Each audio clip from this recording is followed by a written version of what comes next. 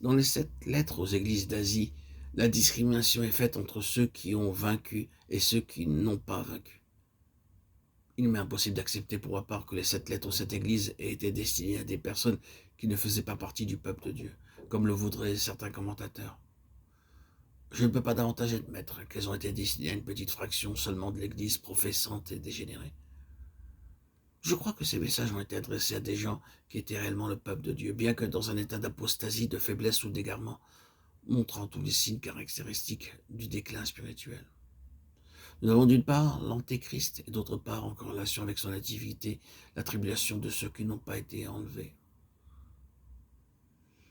Il y a une division entre le peuple de Dieu en état de déclin et les vainqueurs.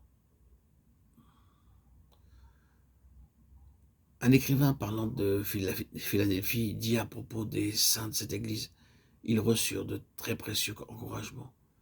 Une heure de très grande épreuve allait venir sur le monde entier pour éprouver tous les habitants de la terre. Les uns pourraient être victorieux dans l'épreuve, mais ceux qui avaient gardé la parole de sa persévérance seraient gardés de l'épreuve. Elle allait venir sur le monde entier.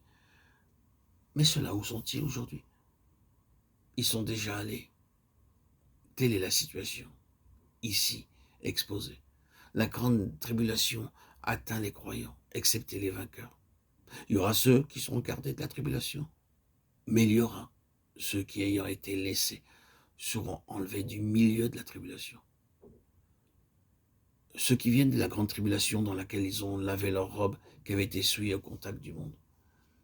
Nous voyons donc ce que Dieu a en vue, ce qui est dans sa pensée.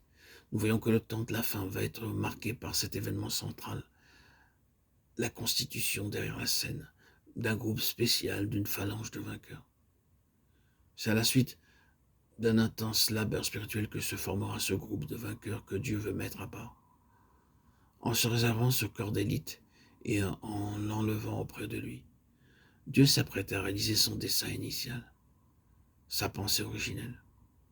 Et les changements qui vont survenir, et dans les cieux et sur la terre, sont tous en rapport avec cet événement-là. C'est sur la base des 3 principes suivants que ce groupe sera enlevé. Ils ont vaincu à cause du sang de l'agneau. C'est là une des choses qui mérite de notre part un examen attentif, beaucoup plus attentif que cela n'a été le cas jusqu'ici, à cause du sang de l'agneau. Il y a là quelque chose de fondamental, et à cause de la parole de leur témoignage, le sang de l'agneau, c'est ce qui leur a été procuré du dehors, sans qu'il y soit pour rien.